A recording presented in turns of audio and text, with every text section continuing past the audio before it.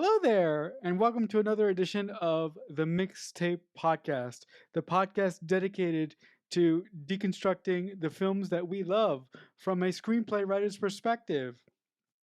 I'm your host.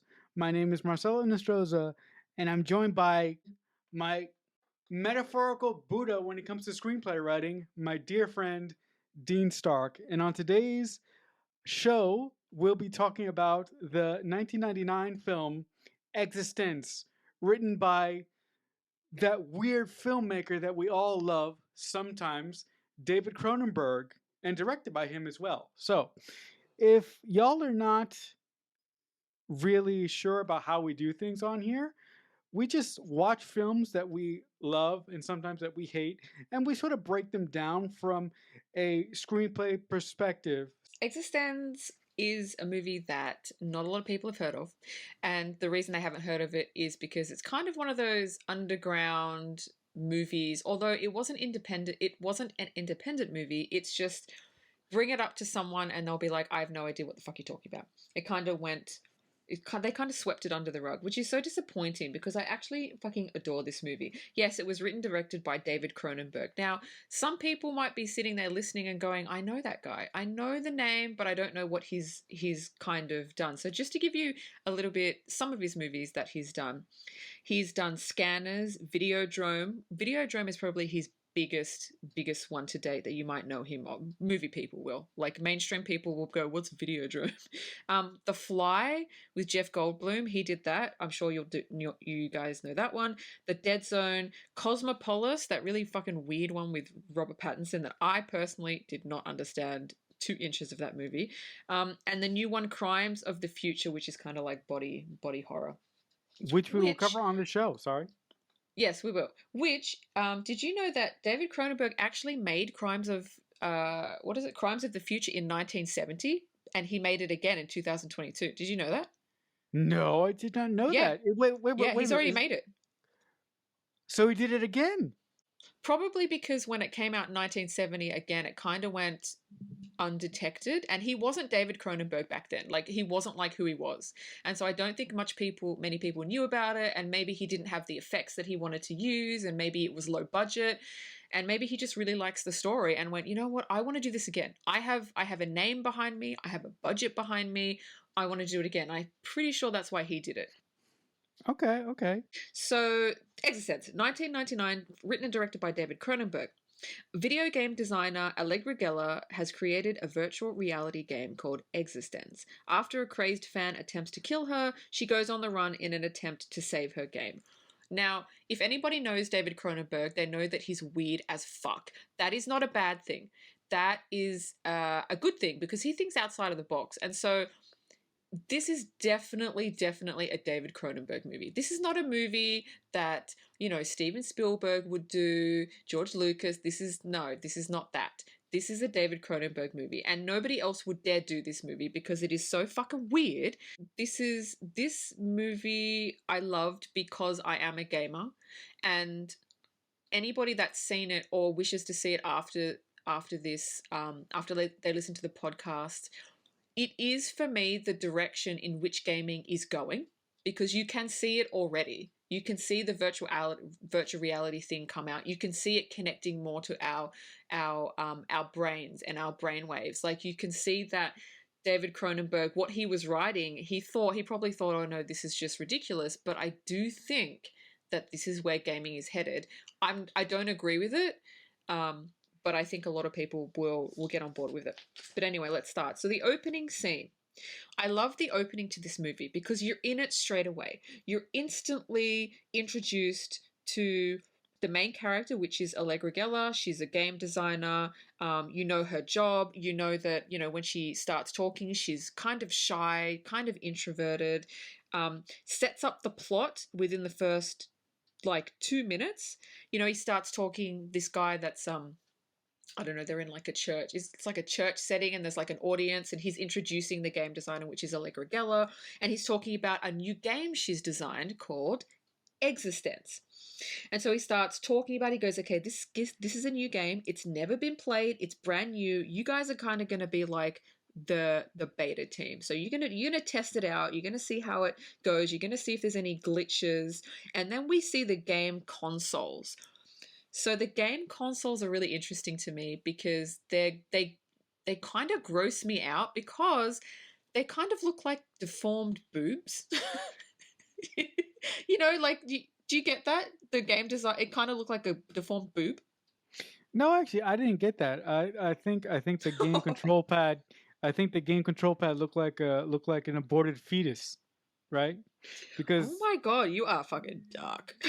I yeah, think it because looks look, like a boob, and you think it looks like an aborted fetus. no, no, look. I mean, I mean, look, because when women have babies, for those of you who don't know where they come from, after the babies come out, there's another piece of the umbilical cord that has to be pushed out of the mother, right? And that's what I think the game consoles look like. I thought it was very very unique, but very very odd. But then again, I am watching a Cronenberg film after all. And I do think that the start of this movie is extremely efficient. You do meet your main characters. The main plot of the film is set up right away. Big props for the guy who is actually giving the presentation. That actor's name is Christopher Eggleston. He is actually the ninth Doctor in the Doctor Who reboot, so it was really really cool to see him in another role because I I haven't seen him in too much stuff. But I thought this movie had a brilliant setup, but when um, when shit hits the fan and the main character or the game designer gets shot by a gun that shoots teeth, I thought was really really cool. But again, it was so odd. It took me a couple moments to get used to the aesthetic of the film because David Cronenberg is so fucking weird that if you're not used to him, like I'm not, it takes a minute to get used to. Like for example, when Jude Law and the game designer leave the church and they go into a car and they're trying to escape, Jude Law picks this thing out of his pocket. And he's like, it's my pink phone, and it looks like a fucking yellow blob, and it blinks pink, and then Miss Geller grabs it and tosses it out the window. So I found the two opening scenes to this film very very intriguing because I thought they did a good job of letting you know what kind of world you were in, and the fact that you were watching a David Cronenberg film. Yeah, I agree with everything you said. The movie, he did a great job at setting everything up really quickly, and the inciting incident happened within like literally the first 5 minutes, and you're off on the story. So, um, just going back a bit, the Doctor Who guy brings Allegra Geller on the stage. She introduces herself. She says this is a new gaming experience. She gets everyone up on stage so they can sort of play it for the first time. And a guy in the audience pulls a gun on her, which is the weird looking weapon that fires teeth as bullets, which we find out in the next scene. And he says death to Allegra Geller and death to the company she works for. So you kind of go, oh, okay, so okay, so there's people that don't like her. Why don't they like her? Why don't they want her game to get out? Why don't they like the company she's working for? So it kind of sets that up as well.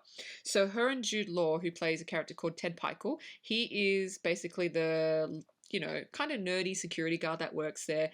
He grabs her and they kind of go on the run, and that's when he gets that call from his that weird red glowy phone thing. She throws it out the window. She's like, they're tracking us. So she kind of has an understanding of why they want her game. She doesn't fully know, but she kind of, because she's not really, like, she's surprised, but she's not surprised. So it's like, okay, I understand. I think from her perspective, she thinks they want to get the game, but there's like a huger, that's not even a word, but there's like a bigger picture going on that she doesn't kind of fully understand. I like the dynamic between Jude Law and Allegra Geller because they're so different. They're such different components and they clash a lot, but not in a bad way. Like she'll say something and then he'll be like, I'm not doing that. Like he's kind of really reserved and he's like, oh, I don't want to do this. She's like, come on, come on, come on. Allegra Geller, I just want to put this in. Allegra Geller is played by Jennifer Jason Leigh. From the first time I saw this movie, I thought she was miscast, which is weird because David Cronenberg really, really rallied to cast her. He didn't want to cast anyone else. He wanted to cast her. And I don't particularly think that she's good. I think Jude Law is fantastic. I never liked her. I thought she was miscast. Did you think that there was anyone in this movie that was miscast, or did you think it hit every time? I did not like Allegra Geller throughout the course of this movie. I thought that she was self-centered. She just seemed fucking off to me throughout the course of the movie. And hearing that, it was Jennifer Jason Leigh. I mean, for my money, Jennifer Jason Leigh's best performance is in The Hateful Eight. But that's neither here nor there. But her performance in this movie was so, it was like she put the importance of herself and the game above everything else in this film. And I'm like, she was disconnected to reality at to a certain point in this movie. And once you actually do get in, once they actually do connect to the unborn fetus to get into the game, which we're going to talk about in a couple minutes here. I don't want to take the thunder away from Dean that's walking us through the film, but you really understand where she's coming from once we connect into her actual game, and once we come back into the real world, we get to see what being in her game does to people, and why it is so valued, and why this company or why this organization could want to kill her for her game. Yes, we do find that out because at the beginning you're like, how special can this game be? But as we go on along in the movie, we kind of find out. Um, we kind of find answers to this. So Jude Law or Ted Pikel and Allegra are kind of on the run. And then she wants to play her game to see if it was damaged. So she wants to go into it. And she said, I need someone to play with because this game can't be played alone. It has to be multiplayer. And he says, I can't play it. I don't have a bioport. And so you're sort of standing there going, what the fuck is a bioport? Because it wasn't shown in the beginning of the movie how these virtual reality pods actually work or what they jack into. And so she starts freaking out going, oh my god, like how do you not have a bio, like basically he's the only person on the planet. And so you get a feel like, oh, it's actually really unusual for someone not to have it's like it being unusual for someone not to have a television. It's like when you meet someone, they're like, I don't have a TV, and you're like, what, you don't have a TV? Like that was the reaction, like, but everybody has one. And then she says, we have to get fitted for one. And so here we go to the gas station, and we are very, very pleasantly surprised. Fuck, can't even get the word out. We're pleasantly surprised to meet the wonderful Willem Dafoe, which I don't know if you knew he was in this movie, but I love his role because he always plays someone he always plays like multi-layered character. Were you surprised to see him in such a small role? Yes, absolutely. For those of you who don't know, when Dean recommends stuff to me, whether it be horror movies or anything else at all, I don't generally watch trailers for anything that she recommends, and I don't read cast lists for anything that she recommends. So when William Dafoe, vis-a-vis the Green Goblin from Spider-Man, shows up in this film as a gas station attendant, I was happily delighted in what he does, and in the few moments that he has in this movie, I thought was great. Yeah, I mean, I love his performance in anything he does. He's a brilliant actor. So anyway, they're at the gas station, and Ted, who's Jude Law, is kind of like, I don't want a bioport because the bioport we learn is a little hole that it's like kind of getting your ears pierced, but it goes into your spinal cord. So the game actually jacks in to you. So you're kind of the energy source for the game. And so Ted's like, I don't want a bioport. Like, I don't want, I like, no, because it could paralyze you. And then she's trying to convince him, don't be, it's like, don't be stupid, just buy a TV. It's like, oh no, but there's like radio waves coming off the TV. Fucking buy a TV. It's the same shit. Anyway, so Willem Dafoe goes, oh, I can do it. I can give you a bioport. And then he gives him a bioport, and you kind of see what it looks like. The effect is actually really good. Like the physical makeup they've done, it actually looks like a hole that's been put into somebody's back for like a USB to fit into, like a cord to sort of jack into. And then after that scene, Willem Dafoe's character kind of turns on Allegra and says, there's a bounty on your head for $5 million, and I'm kind of gonna claim it. And so this is the second person that's tried to kill her, and now we know there's a bounty on her head, and now we're thinking, why is there a bounty on her head? Like, why do people want her dead? Why do they want the game dead? And I mean, obviously it doesn't work, because if he killed her, game over. But were you surprised when Willem Dafoe's character kind of turned and went, okay, I'm going to kill you now? No, I wasn't. I wasn't actually surprised. I thought that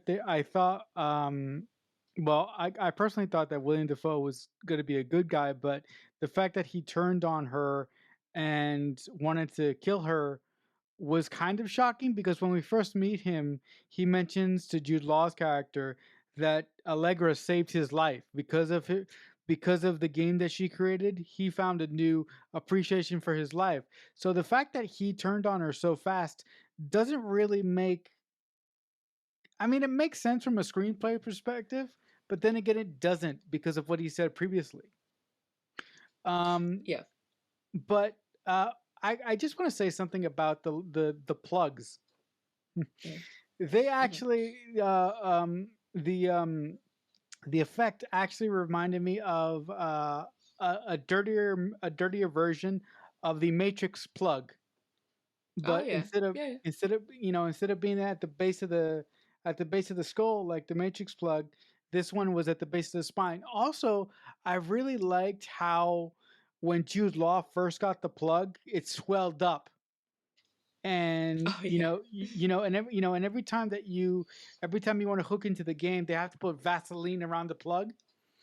And there's a scene where Geller just sticks her fingers into the plug, and she goes, it's excited, and it's so fucking It's odd weird. and weird and uncomfortable.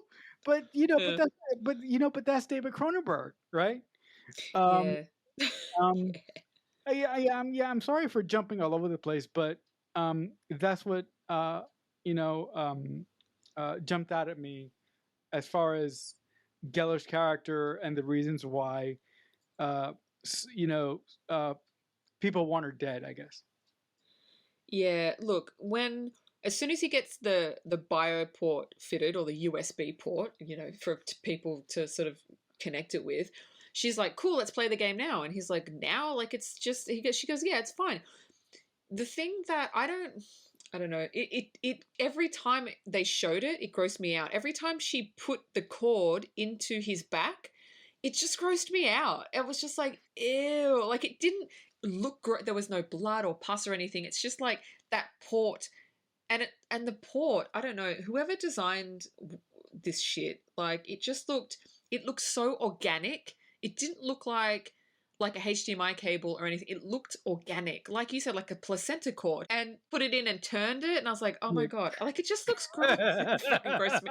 It grossed me every time I've seen this movie so many times, and every time she does that, I'm like, and there's like a scene where she moistens it with her mouth, like the tip of it, so she can get it in the port, and I'm like, oh, that's so gross. That's so gross. I don't like gross shit. Oh my god. So anyway, she jacks him into it, and her pod starts to fry, and then she starts blaming him, saying, "Oh my god, like blah blah blah, you fucked up my port." And that's when Willem Dafoe said, "Oh, I installed a faulty bio port into him because I want to fuck your game up, I want to fuck you up, and I want the $5 million." Poor Ted Pikel, Jude Law, has never had a bio port. He gets one installed and it's fucked. So the next scene is she goes to one of her friends, who actually, I don't know if it's like a doctor or a scientist or something, and she said, "Can you help my gaming pod, because she's sick?" And you know, there's been a surge that's gone through her. Can you see if you can do it? And also, he's got a fucked up bioport. Can you put a new one in? So he's like, yeah. So he puts a new bioport in, which we don't see, but it's kind of mentioned afterwards. But the what I wanted to talk about was this character. He actually cuts open the gaming console, opens it up, and starts operating on it. And when he opens it up, you can see it's actually organic. It's not there's no metal components. There's blood, there's organs, there's hearts. Like you Like, can see it's like a doctor. I thought that was really cool. It's like a living organism.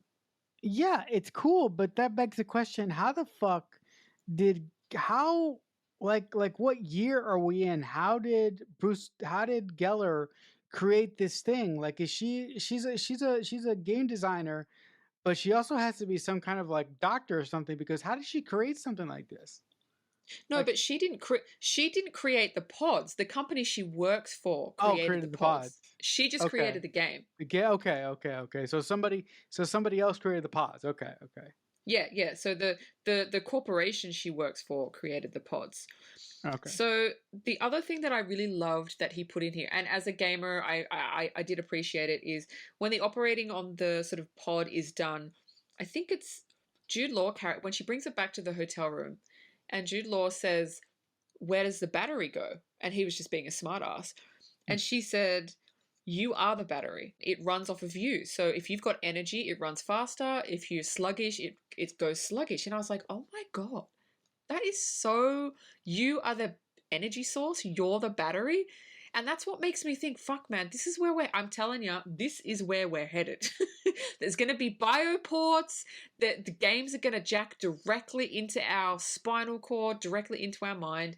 This is what's going to happen. Mark my words. Save this podcast for like 20 years. You can refer back to it and say, Dean fucking told you. Again, I'm not a fan of it, but I know that a lot of people would be. But I really loved that concept. So now we get to the game and we port into the game. She boots it up, and now they're in a gaming shop. And he's standing there and she's standing there, and they're like, "Oh, okay."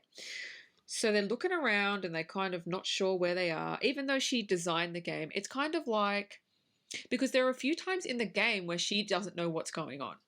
And I think people might be like, but she designed it. It's kind of like someone designing Grand Theft Auto. It sometimes it just runs off on its own and does stuff that you kind of didn't put in there. That's the only way that I can kind of explain it. But anyway, they poured into a gaming shop, and the gaming shop for gamers is kind of like, it's like the waiting room before you go into the game. Like, for example, I don't want to keep using Grand Theft Auto, but I think it's the game that most people know. When you start any Grand Theft Auto, there's always a first scene before you actually get into the actual story of the game. So either you're robbing a bank, you're fighting something, blah blah blah. It's kind of like the precursor to enter the game for the story to push forward. So this gaming shop is kind of like the waiting room, the first scene before they actually get into the game. Another thing I wanted to address for gamers and not gamers is the first person they speak to. Is it an A NPC? character Right, is as a character called Darcy Nader is an NPC. So for people that don't know what an NPC is, an NPC is a non-playable character. NPCs are in literally every game. They serve a single purpose, and they have a limited number of actions and reactions to the player. For example, let's do Grand Theft Auto once again. So you walk into a police, you're playing your character, you walk into a police station, and there's a secretary there, and so you say, you know, I'm looking for this person, and they go, oh, they're down the street they're down the hallway to the left. In the game, you can press talk multiple times, so sometimes you press talk again to this same secretary, and they'll be like, oh, they're down the hall to the right. Like, they're like, this specific character is programmed to say one thing and one thing only, and that is to push the character in the direction that they need to go. So I loved the first NPC because he did that, because they were asking him questions and he sort of didn't answer, and she says, you have to ask the right question because he only has a certain amount of things that I've programmed him to say. And so Ted's like, because he's never played a game before, Jude Law's character is like, oh, okay. So they end up asking him, what's this? Because they find like a micro pod, and he goes, oh, this is this, blah, blah, blah. You should use this. So he's pushed them. If you want to get into the game, if you want to get into story mode, you actually have to use these kind of micropods. Is these micropods like going into the biopod? Ew, I don't like it. I don't like it. That's worse than her licking the thing and putting it in the biopod. When that thing gets sucked into her back, that was fucking gross. That actually reminded me of something worse. That reminded me of like a close your ears, children. But that reminded me of like a butt plug.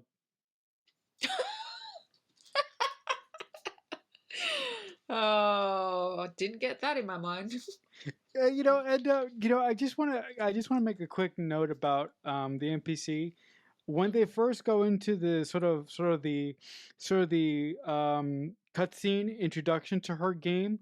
I really love the NPCs because I used to be a gamer. I used to love playing video games, and the things that I used to fucking hate was talking to NPCs because a lot of times I would get stuck on a certain level, as all gamers do, right?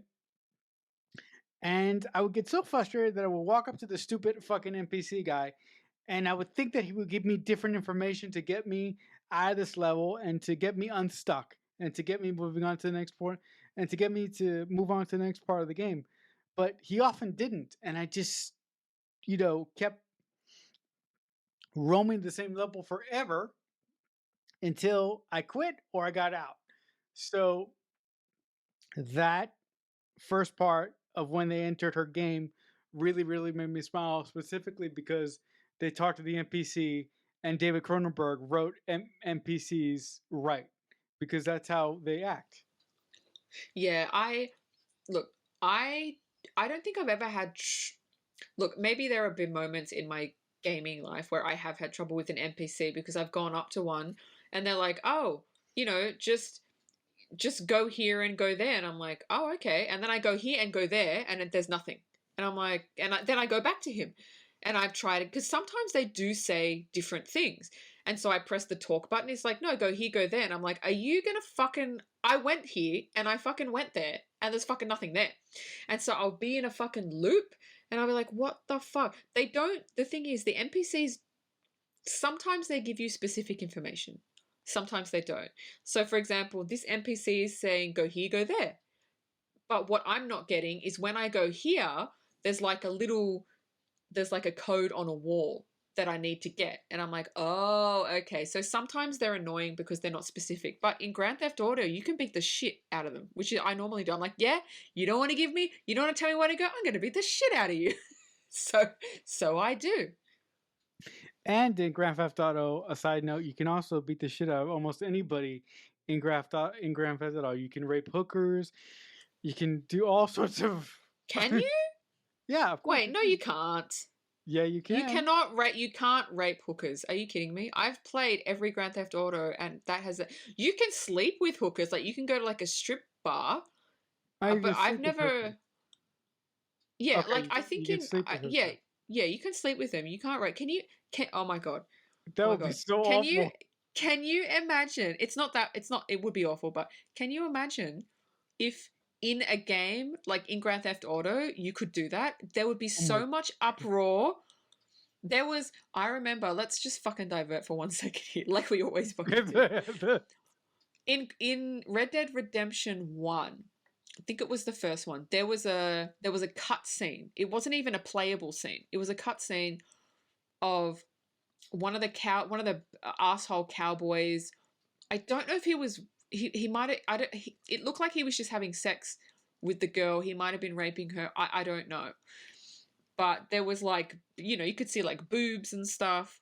And there was a huge fucking uproar saying you cannot have that in the game. Like, you can't have like boobs because kids play it. I don't know why kids are playing Red Dead Redemption anyway. Parents, do not let your fucking kids play that because all you do is kill people anyway.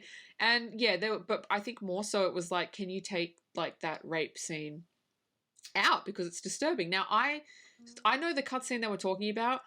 It wasn't the best scene in the world, but I'm not a complainer. I'm not a snowflake. I don't get triggered easily, but I do understand why they would want it taken out. But that's just a perfect, yeah. You can't put that shit, because so when you said that, I was like, no, that's not in the game. that's, and when you sleep with hookers in Grand Theft Auto, you don't see it. They just go into a room and then they come out and you don't see anything. Not like The Witcher 3 where you like full on see it. You full on see it. And everybody's listening to this is like, they're like, what? They're like going to go out and fucking buy The Witcher 3. Just yeah. don't do that. Don't do it, sickos. Speaking of good NPCs, I think The Last of Us has really good NPCs. Why are you bringing that up for? You know I don't play that game. So anyway, we're at the NPC. We're at that bit where that micro pod thing goes in the back, which I just find fucking gross every time. So when that micro thing goes into the back, that is basically jump starting the storyline that they're going to be projected into. Now, in this scene, you get a lot of vital information because Jude Law starts acting not like himself. And he says, wait a minute, that wasn't me. And she said, that is your gaming character. Just go with it. Which I found awesome because it's like when you're playing any game. I don't want to use Grand Theft Assassin's Creed, what the fuck ever you're playing, Last of Us. So whatever game you're playing, you play the main character. You're not the main character, like, because you're you, but you're playing the main character. But in this scenario, it's so realistic that you actually turn into the main character. So imagine playing a game like Assassin's Creed. You are the assassin, and your character and the skill set that you have is all the skills that your character has. So this is what what is in the movie, in the game. So okay, the things that Jude Law's character does, the things that Allegra Geller's character does, may be out of character for them because they're themselves, but then they're also a character in the game. Does that kind of make sense? Yeah, it does. I mean, look, for someone who's possibly watching this movie and didn't play games when they were a kid, for whatever reason. If that is indeed the case, I'm sorry. You had an awful childhood. Terrible childhood. Yes. Terrible. But but to me, who I'm an ex gamer, and the fact that I'm speaking to a current gamer, to me that totally makes sense because back in the day when I played games, I was often in that situation, and I'm sure Dean, when you play video games, you're in that situation all the time when you are playing as someone who you are not. So Yeah, exactly. yeah, But I like the concept in this, how it's like they are their gaming characters now. yeah. So anyway, the port goes in the back, and then there's a little bit of a scene, and then suddenly you're thrust into another scene, and Jude Law is by himself, and you kind of got a close up of him, and you're like, okay, what's it's like a jump cut, and you don't know what's going on, and then you slowly realize, oh, okay, so this is the actual game starting. So Ted, or Jude Law, is working at like a trout farm, which is a really weird thing to do. And and you see what he's doing. He's like cutting up some weird, like amphibian, futuristic creature, and he's cutting it up and he's taking out the heart and he's putting it in like a paper thing. And he even says to the guy next to him, I don't know how to do this, but I know how to do this. But again, that's his character. If his character knows how to do it, he knows how to do it. It's kind of like the Matrix when Neo and Trinity are on the roof and there's a helicopter, and Neo goes, do you know how to fly a helicopter? And Trinity goes, oh, hold on a sec. And then she like downloads it into a system. She goes, yep, now I do. It's kind of the same thing. Like you have a whole new set of skills. It would be weird. That would be weird though. Can you imagine being in a game and you're you, but you have all these new skill sets and talents, and you just know how to do shit? Like for me, that would just be weird. Yeah, that would freak me out. But the other thing that I thought about this movie, as much as I liked its weirdness and I appreciated its storytelling, its storytelling drive for the most of it until we get to where we're going to go. But I feel that you really have you to appreciate this movie. I think you really have to be a gamer, because if you're not a gamer, understanding what is happening in this movie once they get into the game and the various different levels that they're going to go through is very, very complicated, wouldn't you say? Or am I Yeah, just no, thinking that the it audience is is too because dumb? yeah, I've been playing games my entire life. So when this movie came out, everything that David Cronenberg put in the movie that was that to do with gaming, I understood straight away. And you're right, if you're not a gamer and you don't understand gaming terms, or you don't understand why characters do what they do and blah blah blah blah, then you're probably not going to enjoy this movie as much, and it's going to be even more confusing. I think that, I mean, he made it for gamers. I don't know if he is one, but he got everything spot on, I think. Like even when Ted, like I said, he's at the trout farm and he starts talking to someone next to him, and he's just talking to them like they're a person, and this person is an NPC, and he doesn't realize until this person repeats himself, and he goes, "Oh, he's an NPC. Okay." So this NPC tells him where to go next. He says, "You should go to the Chinese restaurant and order the special," which is what NPCs do. They're the ones that tell you where to go in the story in order to progress your character. So, but for people that aren't gamers and watch that, they kind of wouldn't understand that. So I think that you are spot on about that. Is there anything else you want to say about that? Yeah, I mean, when you think about it in a screenplay perspective, NPCs are big giant exposition machines. That's what they are. Um, no, I think I'm done. I think that we can go to the restaurant now, because the restaurant scene. I want to just say this before you start talking about it. That scene was disgusting. I couldn't stand it. Um, would you believe that I found the porting into the bioport way more disgusting than the Chinese scene? Way more. Okay. No, I mean, I could stand the porting into the bioport, because I have a gross sense of humor, and when she was doing that, I was thinking about something else that maybe I shouldn't have been thinking about. But Oh, you the, are actually disgusting. yeah, yeah, Like really? No. but look. I didn't say it, so I mean I could have said it. Everybody knows what you're talking about. Listen, listen, listen. Yeah. I want everybody. I want everybody to go watch this movie and just watch the scene, or even Google a YouTube scene. Watch the scene where they plug the port, which is like an organic thing, into the back. You tell me if you think of anything else while that is happening. You tell me. I want to know. I want to fucking know. I want to, because I want to prove that it's just you that have this fucking brain. Oh, but seriously, but don't you love me for my brain, right? Come on, Yes. Yes, I do. come on, come I on. do. I Okay, absolutely do. okay. So you want to get to the disgusting restaurant stuff? Okay, so we're at the Chinese restaurant. Now Ted Jude Law is having kind of like an issue. This is the first time he's ever been plugged into a virtual reality game. He likes it, but he's kind of unsure because everything feels like so real. He's kind of getting a bit confused. And this is probably one of my favorite parts of the movie. It's so subtle, but I love it. He turns to Allegra and he says, "How do you pause the game?" And she's kind of looking at him and he goes, "You have to be able to pause it, right?"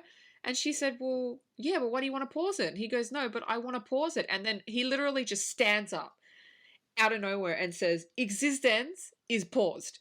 And then he kind of Then just boom. boom. He kind of just That was flops great. onto the table, which is great. And then he wakes up. And I'm like, "Oh," and the reason I like that scene is not because he's flopped, is because he's like, "You have to be able to pause the game." And I'm like, yeah, that's like an integral thing of gaming. You have to be able to pause it.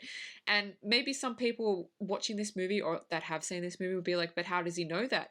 Whatever you want to do as a gamer, your character will know how to do. So the fact that he was thinking, "How do I pause this game?" That's why he stood up so frantically and said the game is paused, because his character stepped in and went, "Oh, he wants to pause the game." So he paused the game. And then he went out in reality, was kind of, and was basically like, it feels real. He's like, wait a minute, the outside world feels just as real as the virtual reality world. Like, I don't know. And to me, this is one of the things why I would be against a game like this. I don't want to be confused. I enjoy playing games because I understand it's a game. I'm not in it, I'm separate from it. But if you have games which jack straight into you and feel so real, it's kind of like, if anybody's seen that movie Surrogates with Bruce Willis, where they jack into machines and they live their life kind of virtually in machines, but it feels so real that you get confused between reality and gaming life. That's not something I want to experience ever. I just think that that's dangerous and you shouldn't even fucking touch that. Anything on that? Or I will continue. No, to me, that's one of the most interesting aspects about the movie because once Jude Law comes out of the game, he really sees the effect that it has on the creator of the game. She's almost as high as she's high as fuck, and the only thing that she wants to do is be in the game. So again, I think that that concept introduces one of the most interesting parts about the game, that our society at some point, because we have VR, we have, you know, virtual reality things, where we put on headsets and we disappear into the game. So I think if society at some point gets to this, which will happen one day, it's very, very dangerous. Like if that happens one day, somebody needs to be watching the people in the game to pull them out before they get too engrossed in the game and they don't want to come back out. Yeah, that's true, but that's not going to happen all. I mean, most people are not going to have someone there wanting them, Right. like pulling them out. But you are right. You probably do need it. And yeah, you can see Allegra. She's like, it's like she's taken some sort of fucking drug because people, her and the people that use the game, like become so obsessed with it that it does, like, it gives you a sense of kind of euphoria. And you can see that by when she comes out, like that's what it's leading up to. People don't want to live in reality anymore. They want to live in the game. Anyway, Mhm. so we go back into the game, we're back into the restaurant, and the Chinese waiter brings the special. And Jude Law kind of looks at it, and Allegra looks at it, and they're like, "Oh, and it just looks fucking gross. Like you don't even know what it is. It just looks like some fish meat slimy thing. I don't even know what it is." So Jude Law starts to pick it up and eat it, and Allegra's looking at him like, uh. And he goes, I don't know why, but I really want to eat it. And it's just really disgusting me and grossing me out, but I have to do it. And she said, well, that's your character. You know, don't fight it. So he's eating, and it looks great. I don't know what, I would love to ask Jude Law, what were you eating? I wouldn't even know where to begin with what he was fucking eating, but he was eating it. And so as he's eating it, and he's peeling the skin off these, whatever the fuck he's eating, fish, eel, whatever he is, he's peeling the skin off, and they're bones, and he starts connecting the bones. And even that looks gross because it's like oily and fleshy and it's disgusting. So he starts connecting it, and he takes a bite out of something, and he kind of goes, what? And he puts his fingers in his mouth and he pulls out like teeth, but like a bridge of teeth, not his teeth. And I'm like, oh, that was fucking gross.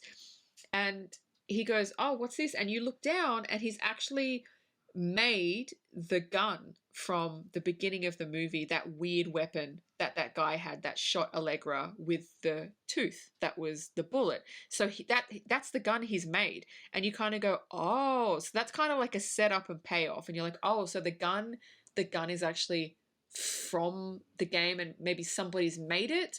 Like you kind, at the end you kind of go, oh, I understand that. But at this point you're like, oh, okay, so that's from that, and that's from that. So he puts the teeth in and he locks and loads it. And she said, what do you want to do? And he said, I want to kill someone. And she goes, well, who do you want to kill? And so he points the gun at her, and he says, death to Allegra Geller. And she said, looks at him and she goes, that's not funny. And he goes, oh shit, I'm sorry. I didn't mean to do that. And you think that that's kind of like him being funny, but at the end you realize it's not him being funny. But anyway, she goes, who do you want to kill? And he says, I want to kill the Chinese waiter. I don't know why. I want to kill him. And she goes, well, you have to do it. And he goes, yeah, but it's so real. I don't want to do it. And she says, yeah, but it's not real.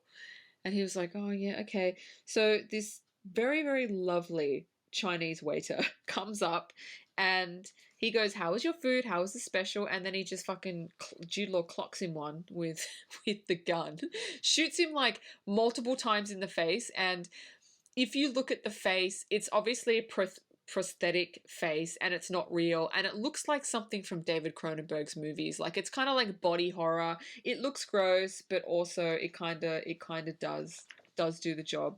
So he shoots the waiter. The waiter goes down, and what I love is he shoots him, and this restaurant is full of people. This is another gaming thing, which I appreciated so much, and I noticed straight away when I watched this movie for the first time. He shoots the waiter in front of everybody, and every single person in that restaurant turns and looks, but does nothing, and they just sit there. And Yep. Jude Law stands up, and he goes, "Oh, I don't, what do you say, bad food or something, or everything's fine. Go back to doing what you're doing." And everybody goes, oh, okay, and they go back to doing what they're doing. Now, anybody else watching the movie would be like, why is everyone just like going back to normal? But as a They're gamer, NPCs. yeah, but they're like a lower level NPC. So you've got an NPC which you can actually interact with, which progress the story, and you've got other NPCs that are just background people. And you notice that, like, when you play games, if you're playing Assassin's Creed and you kill someone in the middle of the street, 99% of the time the characters won't react. They'll just keep walking past you. So that was another nod to gamers out there, whereas yeah, like, so that would actually happen in a game. Again, I feel like David might be a gamer, because there's no way, if you're not, that you wouldn't know this stuff. This shit is subtle. This is not something that you Google and you're like, oh, this is how this. He must have been playing, and I'm not talking about like Super Mario Brothers. I'm talking about like games. But Yeah. yeah, I love that scene. Either that or he has a crack research team. Um, Yeah, it could be, could but be. but I like to think that maybe he wanted to in some way write this film for his kids, because I believe he has two kids, and one of his kids is following in his footsteps and becoming a filmmaker in his own right. So I can imagine him possibly asking his kids for advice while he was writing this movie, depending on how young they were. Oh Um, yeah, I can see that. Yeah, I can see it. yeah, but in reference to the special plate, that thing was gross, That's gross. disgusting as all hell. But I really liked how at one point, like you said, he was peeling away. I like to believe that it's chicken, right? He was peeling away the chicken, and then he found the pieces to put the gun together. But I also really like the effect once he shoots the waiter. It reminded me of that scene in RoboCop when they killed Murphy in the warehouse, right? And you see the squibs explode on all of his body in his midsection. I really like the practical effects in this movie by the makeup people, because I think that this movie is extremely violent. But when somebody gets killed in this film, you really feel it. Like the squibs are loud, they're bloody. It's just really well done from a practical standpoint. Yeah, I thought it was, yeah, from a practical standpoint, um, you know, you know me, I'm not a huge fan of special effects. I like everything to be done old school, because I think it can be done old school and I think it looks better. If this movie was made now, it would all be CG. It would be like Blade Runner. Everything would be CG. And I'm not, look, I'm kind of like you. I like half and half. I don't like all my movies to be CG. I like CG kind of mixed with practical effects. Yeah, But I think the 50-50. reason I like this movie so much is because everything was practical. Like even the shooting of the waiter, like you can see that that was a prosthetic head, but it was done so well that like nobody would notice. You would think that that was real. So another thing that David does that is very, very gamey that maybe people would get confused by is when Jude Law's character first went into the game and he was in the trout farm, I said he was talking to a guy next to him that was an NPC. So he was like some Russian dude. And so you see this Russian dude again at the restaurant. Now, some people might say, this is the same person. This is obviously the same person from the trout farm, and now he's the owner of the restaurant. But what games do, especially games from David's era, was because there wasn't a lot of uh like what am I trying to, because they didn't have a lot of um what is it? They didn't have a lot of people, I don't know, faces to, like, they only had a set number of sort of faces to work with. You would often see in older games the same character over and over and over and over again, just kind of in different clothing. This was prevalent in the old Grand Theft Auto games. If you play like Vice City or even Grand Theft Auto 2, like really old, you'll see a lot of the characters look exactly the same because they only had a limited number of faces to work with and it was easier. So what David has done is he's put that into the script. So the guy that Jude Law was talking to and the restaurant owner is the same person. Did you think that it was the same person, or did you think, oh, they've just obviously used the face again because that's a gaming thing, or is that just me? No, no, I knew that was a gaming thing. I knew that was a gaming thing, and Yeah. just FYI to show you guys how fucking old I am. I played Grand Theft Auto, the original Grand Theft Auto, and Grand Theft Auto 2, so I'm fucking old.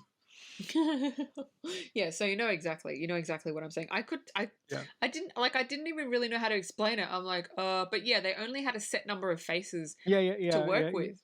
yeah. They only had a set number of images because back then you couldn't just randomly hire somebody and digitally scan their face.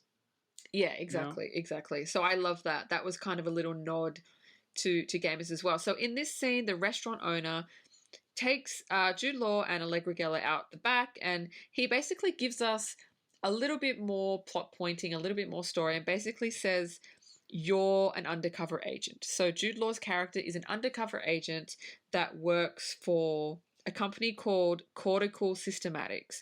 And he runs through Cortical Systematics is like a big corporation, and they're trying to be taken out by something called the Rebel Underground Forces. And so you're like, oh, okay. So Jude Law works for Cortical Systematics. He's an agent. He's an undercover agent that had to kill the waiter because the waiter was like some sort of a bad guy. And Jude Law's like, oh, okay. So that's his character. And so you're sort of like, oh, okay. So I kind of okay, that makes sense. Did you get that in that scene? Because that scene was obvious, but it wasn't obvious. No, I kind of missed that. I kind of missed that. Yeah, that because I've seen this movie so many times, and this is actually the first time that I've actually noticed that. And I'm like, oh, this is new information. I actually watched that scene 3 times because the way that the character says it, it's so off the cuff and it's so quick that you don't notice it. So he's like, yeah, you're an agent. We need more undercover agents working for Cortical Systematics. And I'm like, oh, Cortical Systematics. And he's like, yeah, the Rebel Underground Forces are trying to take us out. I'm like, oh, but it's so quick. It's not, like David Cronenberg didn't spend time on developing that side of the story. It was just, we need to put this in there because we need to kind of say something, which didn't put me off, but it was kind of just, it was a little bit quicker than I would have liked. Can I ask you something? Yeah. In a lot of the movies that we've discussed so far on the show, your analysis of the specific film that that we can be talking about really destroys your love of the film. So how, I mean, I'm getting a sense that this analysis is making you realize how much you love the film opposed to the other films that we've talked about before on the show. Yeah, you're right. This analysis is making me realize how much I love it because it was written and directed competently. That's why. And I don't have everything that I've said is not a nitpick. I don't think I've had one nitpick.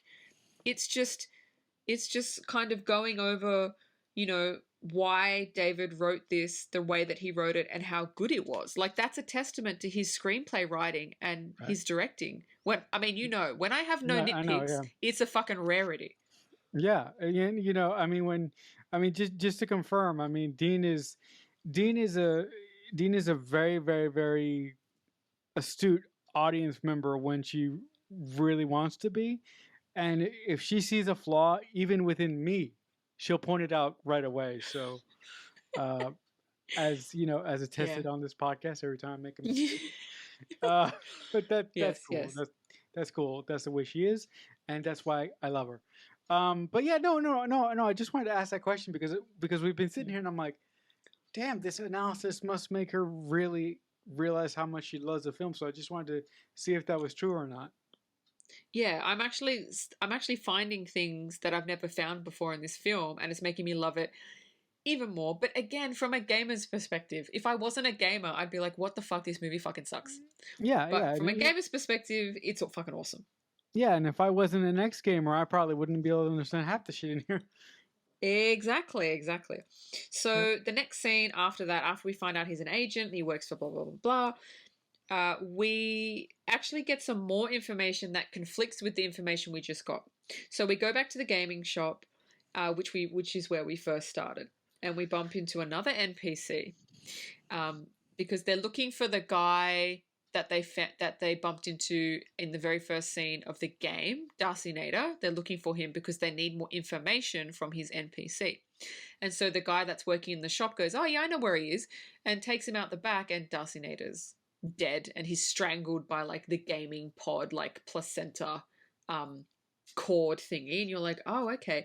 And then we find out the information that conflicts with the information we just received. He looks at him, he goes, "Why did you kill the Chinese waiter? He was your contact. He was on your side." And Jude Law kind of goes, "Huh? But I was told to kill him." And so he explains that the guy that told you to order the special, go to the Chinese restaurant, he's a double agent. And he's the bad guy. And he's just basically convinced you to kill someone that's on your side. And Jude Law's like, "Oh, fuck." And there's no way he could have known it. He's just playing. It's like playing a game and you do something and you fuck up and you're like, "Oh, shit." But it's kind of part of the story. So that was interesting. And he's like, "Shit, like, you shouldn't have done that." Like, so it turns out that Jude Law is actually on the side. He is an agent, but he's on the side of the good guys. He's on the side of the rebel underground forces, trying to take down cortical systematics. Now, why are they trying to take down cortical systematics?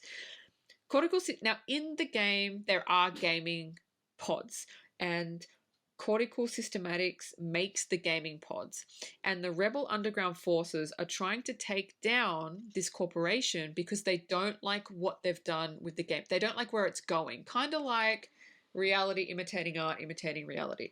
So the rebels are trying to take down cortical systematics.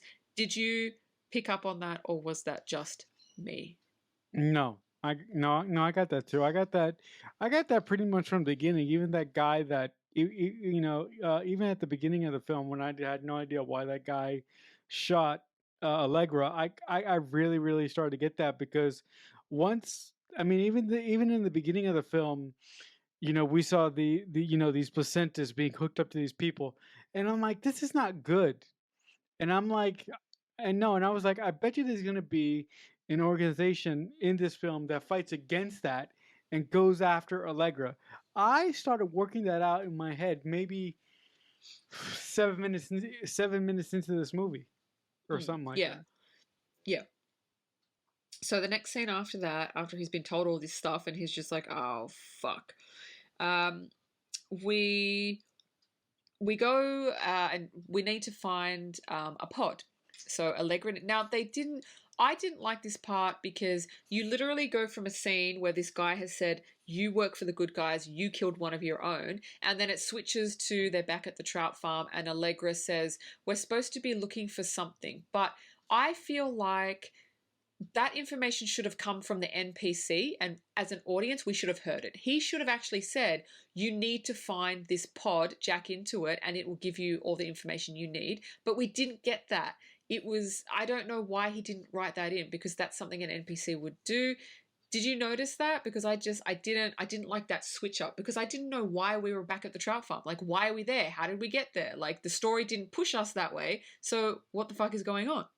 At first, I didn't notice that, but hearing you say it now, it totally doesn't make sense because throughout the whole course of this film, especially while Allegra and Jude Law have been in the game world, they've been using NPCs to get their information to push sorry, to push their plot forward through the game. So it would make sense for them to try and find another NPC. It doesn't make sense from a character perspective or a story perspective for Allegra just to say a piece of information that they would get from an NPC. Yeah, I don't, David's been doing so well so far. I don't know why. I mean, it could have been cut out. I mean, he might have filmed it. It could have been cut down for time, and he was like, you know what, that works. We never know what happens, kind of behind the scenes. But I felt like that fell flat because as a gamer, if you're somewhere, if as a game you're playing and you're in a gaming shop, and then you don't know where to go, especially if you're playing open world. You have to be told by an NPC this is where you need to go next. Otherwise, you're just running around in circles. So I felt like that really fell short in the film to me. So anyway, they're back at the trout farm and they find this disease. It looks like a diseased pod, like a diseased placenta. And she's like, oh, this is what we're looking for. I don't know how she knows this is what we're looking for. Again, it should have been clearer. It should have been explained. But I was like, all right, I guess that's what they're looking for. And then she says, oh, I have this desire to port into it. And I'm like, oh, really? And Jude Law's like, and you're like, it's gonna fucking go bad because it's like it's an organic. It's kind of like the equivalent of somebody that has the flu and you going, I have this desire to make out with you. It's like, you know what I mean? Like, no, you're not going to make out with someone that has the flu. It's the same shit. And so she ports into it in that little port that goes in her back, which I find so fucking disgusting. And then she obviously starts to get sick because the pod is sick. And because the pod is sick, it's organic. It goes through the little placenta cord into her back, into her system. So she starts to get sick. Jude Law doesn't know what to do, and so he cuts the cord. But when he cuts the cord, it spills out with blood because it's like a placenta cord. And he doesn't know what to do, and she's kind of bleeding out on the floor. And it's kind of like, you kind of don't know where the story's going to go. Like, is her character going to die and Jude Law has to do the rest of the story on his own? Like, you just don't know. And then suddenly they wake up in the hotel room. And she's kind of wrapped her arms around him like as they were in the game. And then he kind of wakes up and sees her and goes, wake up, wake up, wake up, wake up. We're out of the game now. He sees her pod is like actually dying, not disease, but it's kind of, listen, whoever aesthetically designed the pods and designed the movement, it looks so fucking gross. I love it. Like, I actually love it. It's gross, but I love it. Like, it just moves like some alien creature. Like, I don't know. I don't know. Do the pods gross you out, or did you like the design of it? I liked the design of it, but I liked how fucking weird it was. Like, so it, weird. It took me a couple minutes to like understand why the fuck would a game console or a game, why the fuck would a game, console look like this? And then I remembered, oh, shut the fuck up! You're watching a David Cronenberg movie. He's gonna have weird shit in there, and that's after I came to that realization. That's when I said, you know what it looks like? It doesn't look like two boobs. It looks like the rest of a fetus after a baby's been delivered because it still has the cord stuck to it. Yeah, thinking about it, it actually does. I never thought about that, but you are right. It does look like a placenta sac thingy. Yeah, just anybody, just Google it. If you don't want to watch the movie, just Google it so you know what we're talking about. I thought at first it looked like two deformed boobs, but it actually does look like a placenta. Like, it fucking looks gross.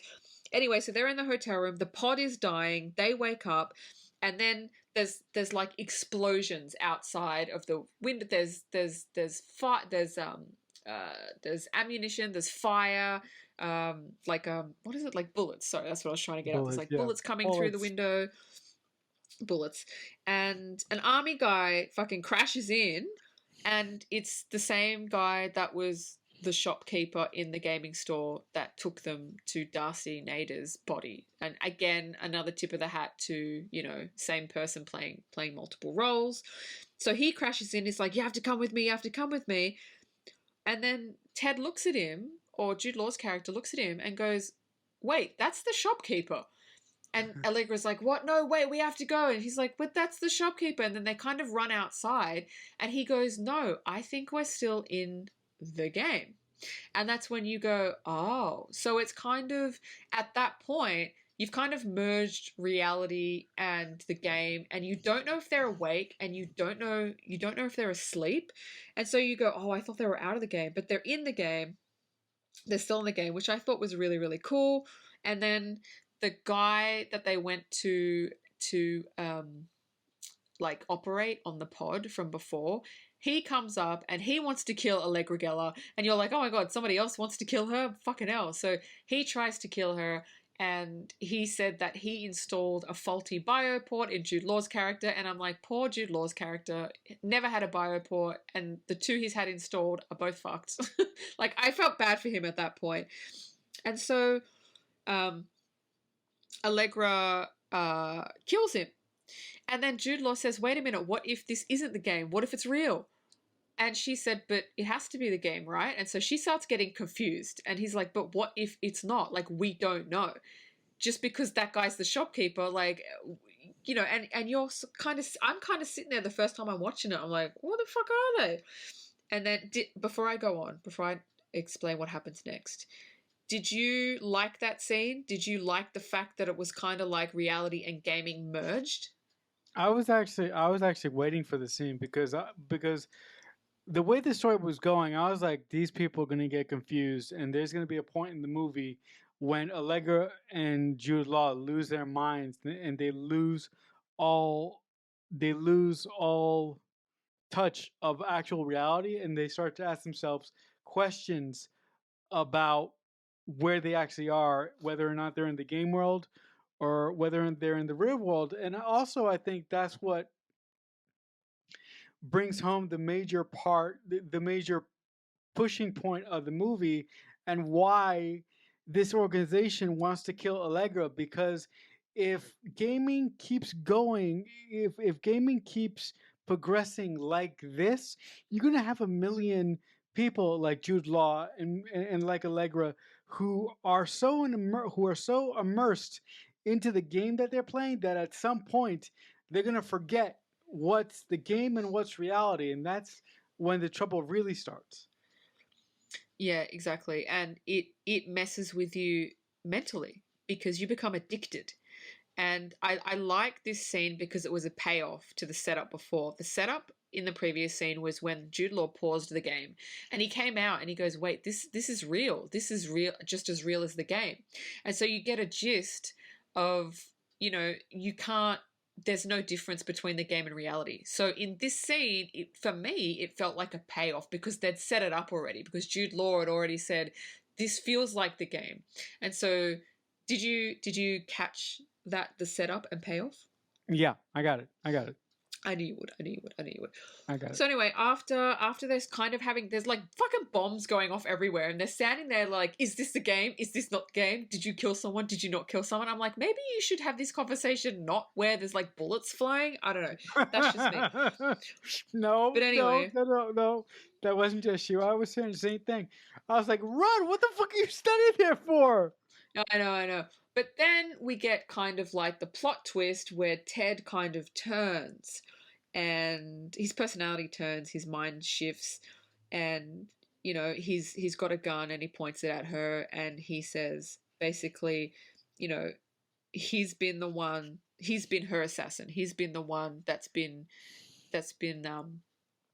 um trying to get to know her in order to take her out. Like and then she turns around and said, I knew you were my assassin right from the beginning. I knew you wanted to kill me, but I kind of had to wait for the right time. Now she's got this little thingamy bob. I don't know what it is. I don't know where she got it from. It's like a clicker thing. And so he's got the gun pointed at her. He's like, I'm going to kill you now. It's a remote trigger. Yeah. But she presses it and there's like some like explosion that goes through his stomach, like his back. I didn't Yeah, understand where that came from.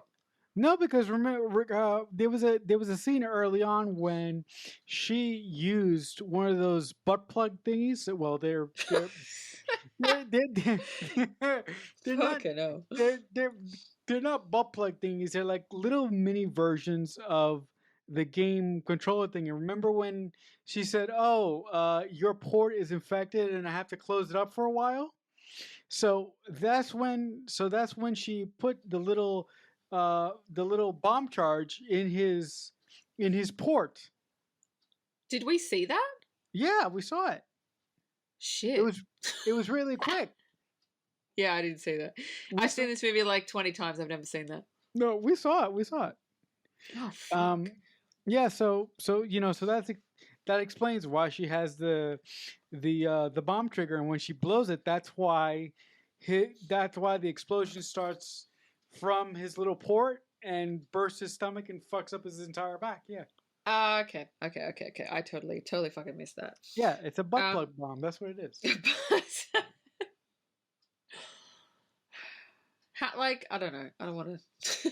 Let's just move on. Everything in this movie is just sexual to you, isn't it? It's fucking everything.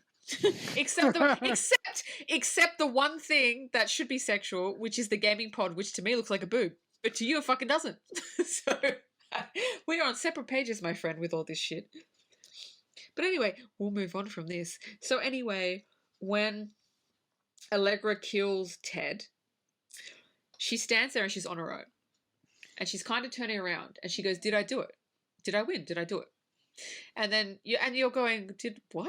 And What? you're confused. You're like, "What the fuck?" And then she turns around and she's got this like metal thing on her head, and then she raises her hand up. She's got this metal thing on her hand, like a gaming metal fucking thing. I don't even know what to call it. It's like And then it's like a Wii controller. I'm sorry for interrupting you. It's like a yeah. It's like a Wii controller thing. Yeah, and so you're like, "What?" And you're kind and you just don't know what's going on. And then boom, you're back to the beginning of the movie where you're in this kind of church warehouse, wherever they are. And you see them all wake up from the game, and they've all got these metal things on their heads, and they've all got this gaming thing on their arms. And you're sitting there still going, "What the fuck is going on?" And then you kind of go, "Oh, they were in the oh, okay, so they were in the game," but you still kind of don't know what's going on. You're like, they were in the game. And you see Allegra and you see Ted sitting there like in a semicircle of people that have just been like ported out of this virtual reality game like we saw in the beginning. And you're still like, for me, when I first watched it, I still, at that point, before anything else happened, before anybody said anything, I was going, okay, yeah, what did you think when that first happened? Mind fuck. I was like, really? They've been in the game Big the whole mindfuck. time? Oh, you Right, motherfucking so, David Bro. yeah, it's my favorite scene because it's the biggest plot twist. And then we realize right from the first scene of the movie, right They're from the actually in the first game. scene, it's actually the game. Mhm. There is no going in and out of the game. It was Nope. the game from the beginning. And they're actually playing a game called Transcendence, not Existence. Transcendence. And you're Transcendence. like, "Oh, they're playing Transcendence. Okay." So that was a big mindfuck. I was like, "Oh my God," from the first thing. And Allegra Geller turns to the guy sitting in the middle. Now, the guy sitting in the middle Is is the actual game designer. the actual game designer who played the guy, Jude Law's friend in the trout farm, and the restaurant owner that told Jude Law, "You're a double agent." That is the real game designer.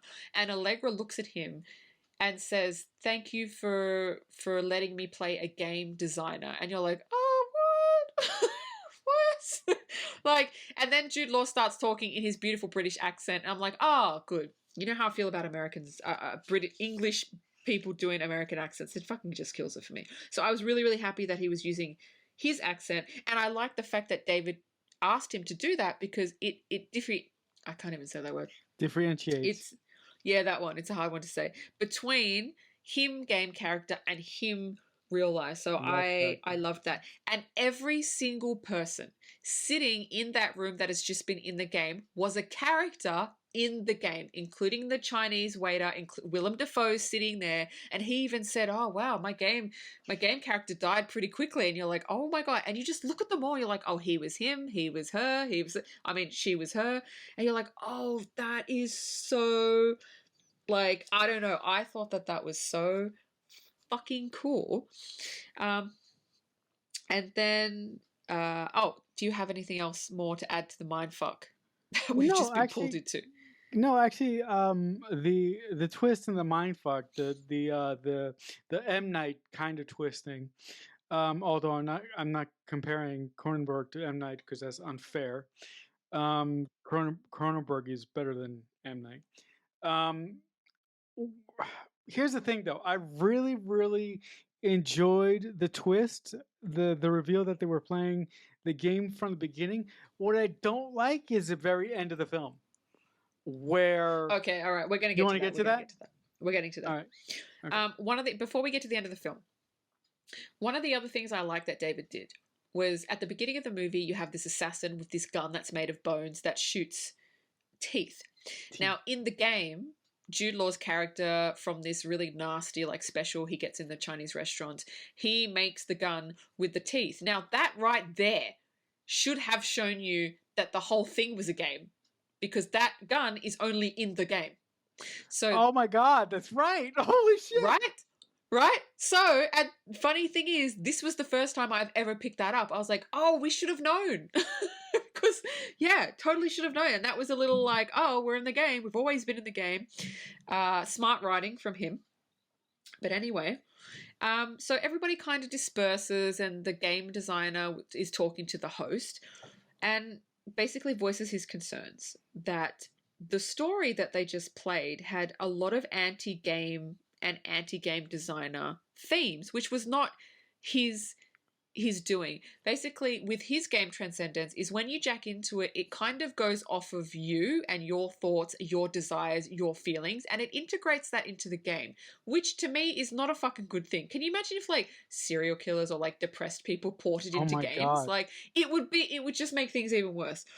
But I thought it was really, really cool, like a cool notion from David to let people's emotions and desires and passions kind of drive where the story goes. But anyway, he has concerns. He's like, someone here, someone in the semicircle, someone playing my game, like, wanted to assassinate me, like, the whole theme of the movie was assassinating the game designer. And, I think we should kind of do a questionnaire or question them to see, like, who it is. And then, yeah, so he's saying it had to come from one of the players. So in the middle of this conversation, Ted or Jude Law and Allegra with their dog that was actually in the game in the Chinese restaurant come up to him and basically say that, asking him questions about his game. And then they start turning on him, saying, do you really think this game, is good? And basically everything that they say to him is kind of what I would say, but I wouldn't be so fucking aggressive about it. But They were pretty yeah. aggressive. Yeah. So anyway, they're kind of questioning him, like, do you think this is right? Blah blah blah. And then they kind of reveal that their dog has, like, a fake coat on, and pull the coat back. They've got guns, and they kill the game designer, and they kill the host, and they basically go around kind of killing everyone.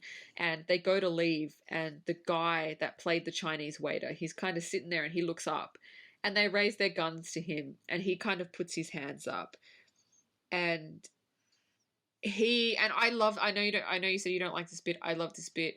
But he said, like, please don't kill me, and they kind of just look at him with the gun, and he says, are we still in the game? Yeah. And then it cut to black, it ends, and I love that so much. But you just said that you didn't, so tell me your Yeah. opinion. Yeah, no, thematically it works, and thematically the ending of the film works because the major question of the film, in my mind, was if our society gets to a point where we have games like this, situations like this might happen, where people might get pulled out of a virtual reality game that they're playing, and they might be so engrossed in that game that they might think that they're still playing the game when they're actually not. Mm. Yeah. So Yeah. they might do dumb, stupid shit like this, right? I mean, could you Yeah. imagine? Just an example. Could you imagine if we put Jeffrey Dahmer in a game like this? Could Yeah. With could other people. yeah. Bad, bad, very bad. Very bad. So I like the ending because it delivered on everything that was set up in the film, but I didn't. But the reason why I didn't like it is because it reminded me the possibility that society could one day get like this. And to me, entertainment often doesn't make me think about society, but for some reason, the ending of this movie affected me in that way, and I I think it's because I used to be a gamer, and I used to love playing games so much that when I got out of the game, I felt like I just wanted to go back immediately. So Yeah. I think I think that's why it affected me so much. But from a script perspective, from a narrative perspective, it was perfect. Yeah, for me as well. I mean, I think the other issue with this type of gaming system becoming a reality is everything we've already said. But imagine if you're playing a game and you're an assassin or a hitman or something, and you come out of the game, but you think you're still in the game. So, and you don't know what's what. So you go around killing people, not realizing you're not in the game, you're in real life. And that could happen. Yeah. It's so dangerous. So, listen, if this was real, I would definitely be on the side of the rebels trying to take out this corporation that was designing these game pods because you can see it's not good. And a lot of technology coming out today is not, you can see it's going to be bad. You can just fucking see where it's going. And you're like, no, this is not good. And technology, they're trying to say, oh, they're making it easier. They want to do like the Alexa thing and the Siri thing. Oh, it'll do everything for you. And I'm like, but that stops us from using our brains. And then, you know, the fucking stupid Facebook Meta thing, virtual reality thing. And it's like, yeah, but and they try to uh show us, on rainy days when you've got nothing to do and you're bored, you can just put the virtual reality thing on. But that's not going to happen. People will get addicted. People will do it like before they work, after they work. People become addicted to technology. I mean, look at how people are addicted to their smartphones. You don't think that they knew that this was going to happen? Of course it is. You catch a train, you go out, everybody's fucking on their phones. Like, nobody is experiencing life anymore. So, technology can be good or bad, but as humanity just takes things to a dark place. For example, I saw this thing pop up on my Facebook. It's a new um, pair of Ray-Bans. Have you seen the new Ray-Bans? They've got cameras on them. So Oh they've got a little camera on the side of the glasses integrated, and they're trying to be like, "Oh, this is really good." And I'm like, "Oh no, my it's not. god, this is so bad." You giant That lawsuit. means basically you can hit record probably by your phone, and you can record people without their knowledge and without their consent, and they won't know that you're recording them. That That's a who the lawsuit. like this is I don't know why they thought this would be a good idea. 100% it's a lawsuit, but they're gonna do it. Like, oh Oh, my god, it's just look, I could just see it. It's just bad. It's look. I fucking mean, bad. look. I mean, you know my stance on technologies. Because of my disability, and because of who I am, technology makes my life easier, and it makes me accomplish the things that I want to accomplish a lot easier. But with that being said, with all the technology that I use, I have what a lot of people don't have: self control. Right? Yeah, you don't use it for evil though. No, But I the don't. No, majority I of don't. humanity will use technology to fuck other people up. Right. Also, look. If I ever buy a VR set, I could tell you the first thing I'm going to do. I'm gonna hop into that VR set, and I'm not gonna have sex. That's not gonna be the first thing I do in VR. Yeah. First thing I'm gonna do is I'm gonna go on the Starship Enterprise and walk around. That's what I'm gonna do. Yeah. Yeah. But See, look, the VR headsets are cool, but you have to be. they're heavy. I feel. I mean, no, it's not that. I feel like you have to be completely satisfied with who you are and your life if you want to Yeah. use it, because that will stop any addiction. Because it's like, well, actually, my life is a lot better than this VR. Yeah. But if it's not, which most people lives they're fucking shit, they're gonna want to pop into the VR more so than live their real life. And this is and they know this. Corporations That's the know problem. this. That's the problem. See, you can That's the use it for problem. good or evil. You use technology for good, but can you imagine those glasses with the fucking with the camera? Oh my god, pedophiles. Oh, A guy filming while he's having sex. Like, it's disgusting. I mean, I can just imagine the filthy things that people on beaches wearing them, filming like girl. I mean, it's just disgusting. I wouldn't. Anybody that would buy that, and it's scary because you imagine walking past, but you don't know who's got those glasses because the camera is so subtle that you don't know. It's like, are they filming me? Are they filming people? Like, am I going to pop up somewhere? Am I going to be on? It's just, I don't know why this was allowed.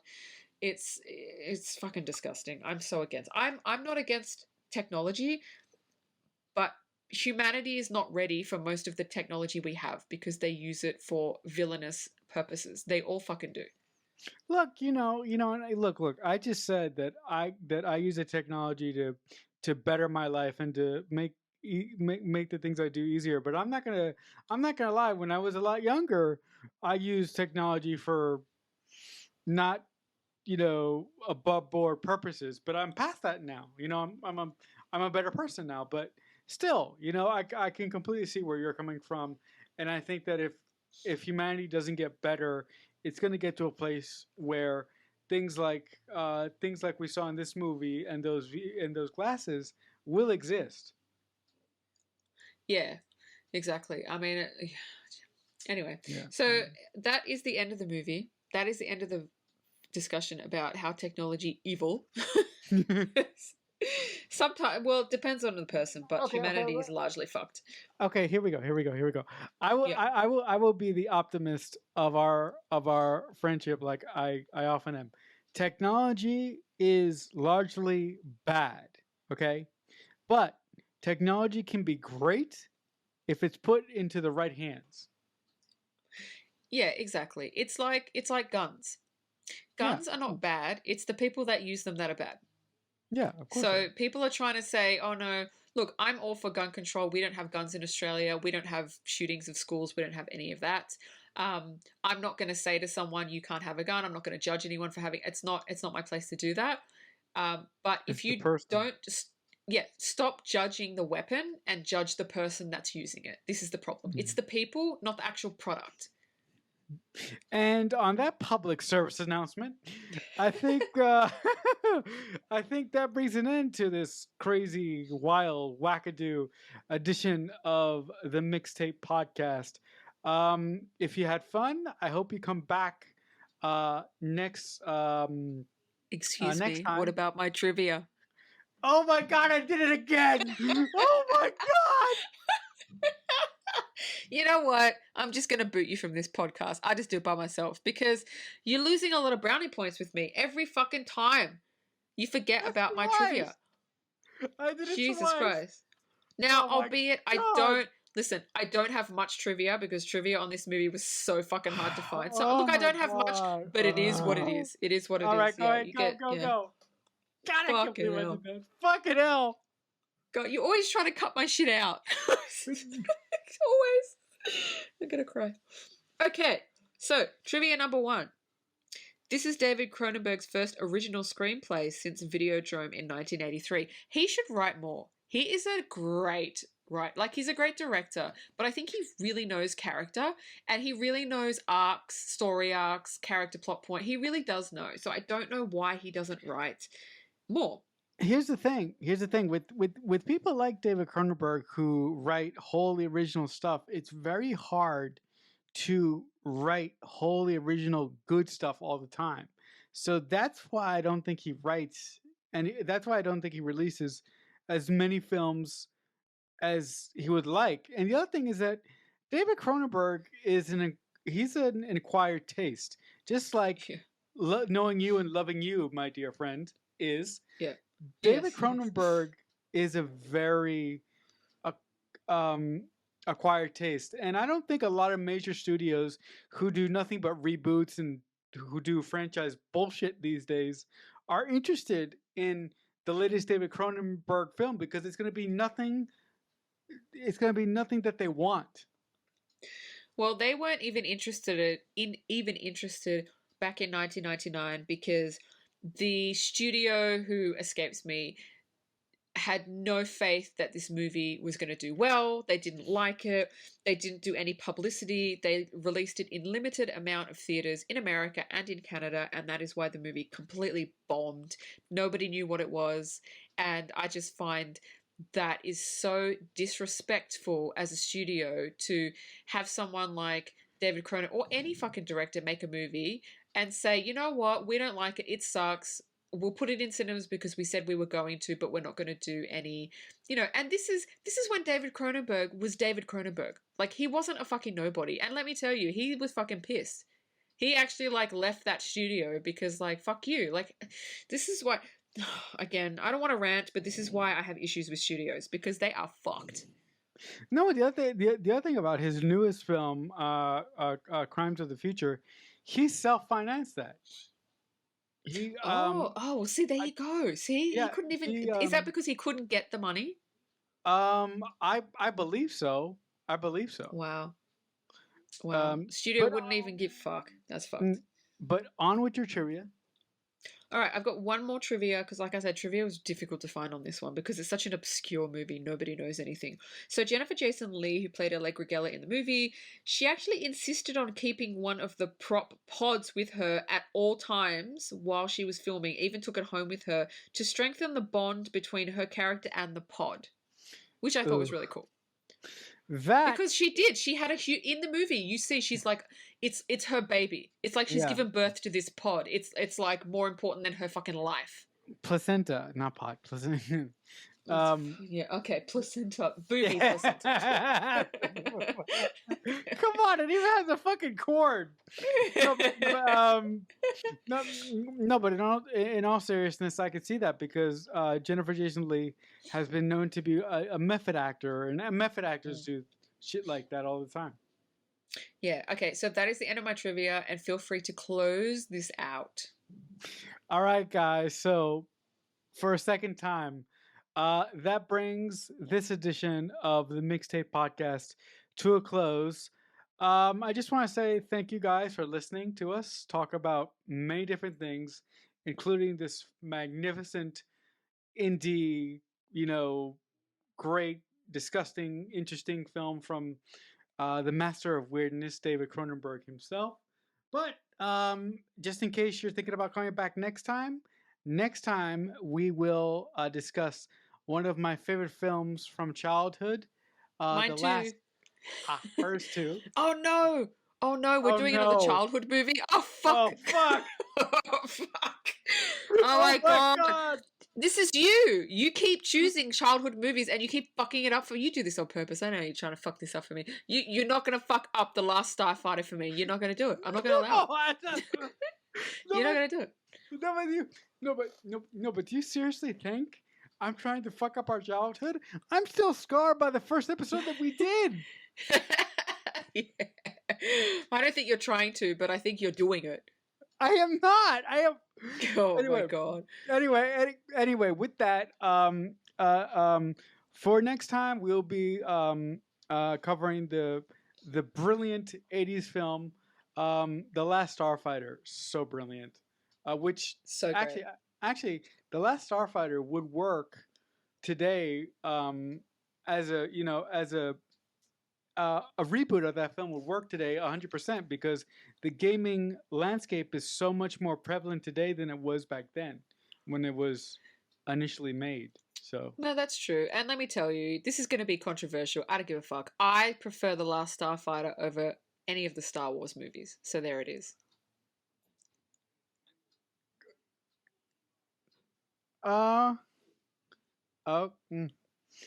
Guys, I need a minute. I need to come back to life.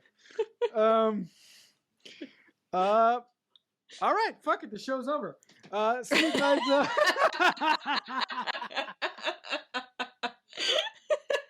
you booting me? Fine, you can just talk about this Last Starfighter on your fucking own next week. That's fine. I didn't want to do it anyway. That's fine. I'm out. That's fine. I know. Just talk about it. Talk about it with yourself. I need you.